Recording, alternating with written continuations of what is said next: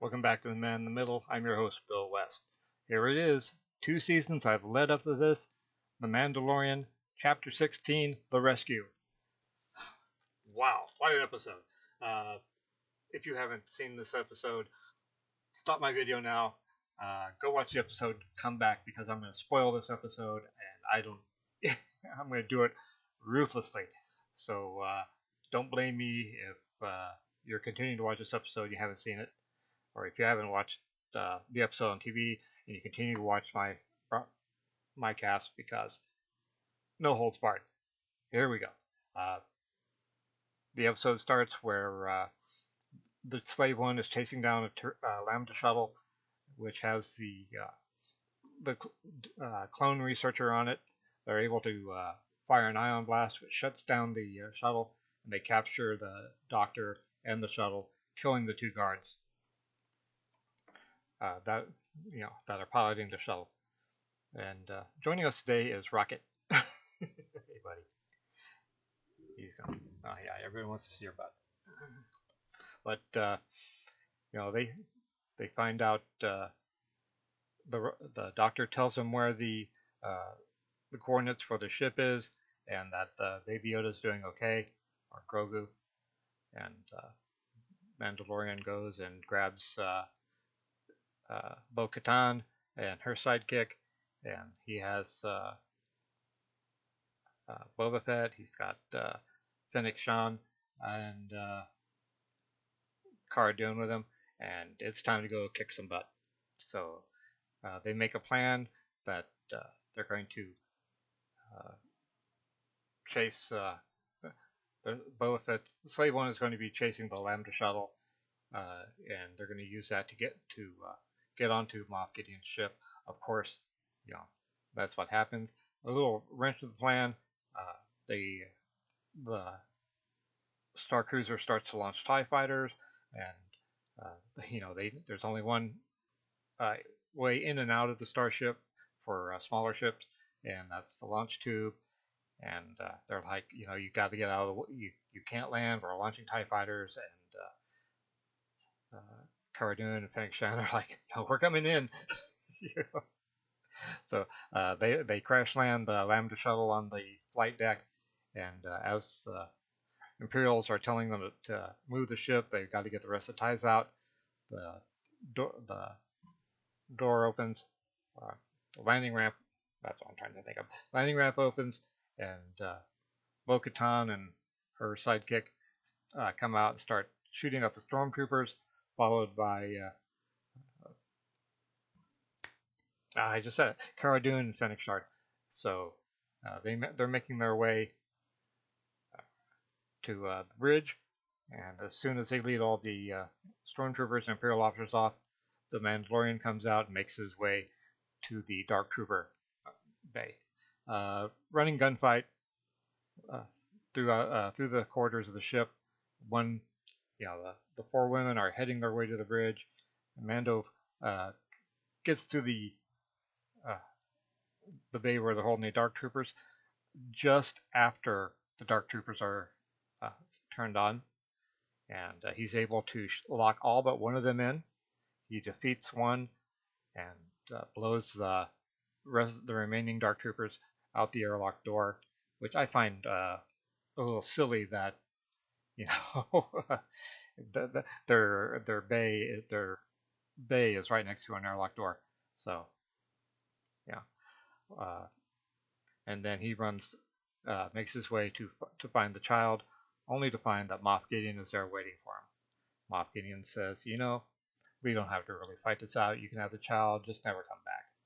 And as the Mandalorian is reaching down, he hears the snap hiss of the Darksaber, and turns around, brings his Beskar pike up to deflect the Darksaber. The only thing the Darksaber can't cut through is Beskar, or pure Beskar. So fortunately, Mando's armor and pike is made out of that. So Mando has an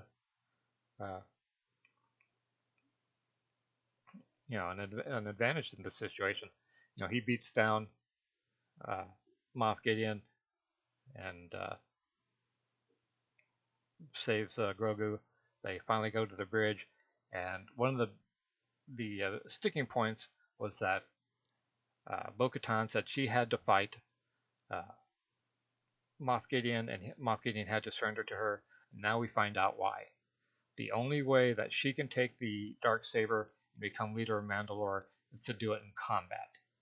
And now uh, Din Djarin has the dark saber. He won it legally from. Uh, I just said his name, Moff Gideon, and we we find out that there's going to have to be another fight before he tries to give it to her. He says, I really want this. You're the leader of Mandalore. Take the dark saber, and she's like, I can't do it. I can't do it. If the story gets out, then I won't be the real leader. And Moff Gideon is just sort of laughing about the whole situation. And while this is going on, the Dark Troopers are making their way back to the ship, and everybody's getting ready to fight them off. And Moff Gideon, when he was thrown onto the bridge, uh, he was thrown next to a gun, so he's got himself a gun, but nobody knows it yet. And while the Dark Troopers have entered the ship and have started to bang on the bridge door, sensors show a X-wing coming to the cruiser, and just one X-wing. It seems that that's all we need. And they turn the sensors on onto the launch bay. We see a black cloaked, presumably a Jedi, exit the X-wing. Lightsaber snaps on, and he fights his way up to the bridge, dispatching with ease, actually, the Dark Troopers. And so he makes his way to the bridge, and yeah, uh, you'll have to forgive me. It was really a good episode. And the figure makes his way to the bridge and pulls back his hood. And if you don't know it by now, from uh, the black robes, the black outfit, the black gloved hand, and the green lightsaber, it's Luke Skywalker. He's come to save Grogu and take him to be trained. Grogu, of course, doesn't want to go, and Mando really doesn't want to let him go. But Luke says, with all this power, it's not going to do him any good if he's not trained. And Grogu uh, asks Mando to pick him up. Of course, he does, and then Grogu reaches out to reaches out for the helmet, and Mando takes his helmet off, and they say goodbye. R2 comes up in the elevator after Luke, and we get to see, R2 and Luke. It was a really, really good episode. I mean, this latter half of the season was much better than the first. It paid off in ways I didn't expect.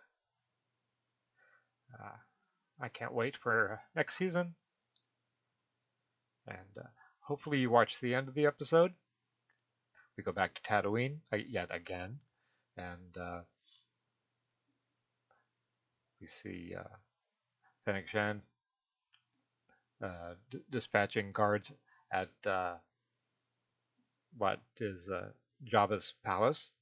And after she dispatches them, Boba Fett comes in. He sees Bib Fortuna, somewhat older, somewhat fatter. Bib Fortuna sitting on Jabba's throne. Bib Fortuna saying, "Hey, Boba, thought you were dead." And before he could get another line out, Boba shoots him, walks up to the throne, throws Bib Fortuna's corpse off, sits down, and it fades to black, and we see the Book of Boba Fett coming next year. So, wow.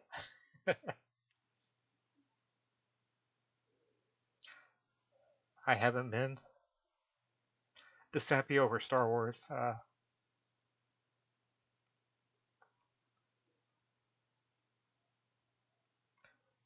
I really did like Force Awakens. I thought the story really had somewhere to go. Unfortunately, it was followed up by you know, the Last Jedi and the Rise of Skywalker. But this really, if you haven't seen it, if you haven't seen The Mandalorian and you're a Star Wars fan, I don't know what you're doing. You have to see this series, and I mean, really, uh,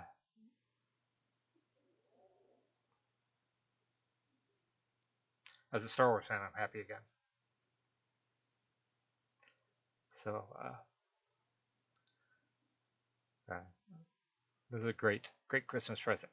So, I hope you like what you saw. If you did, please like, share, and subscribe, and I'll see you on the other side. Take care.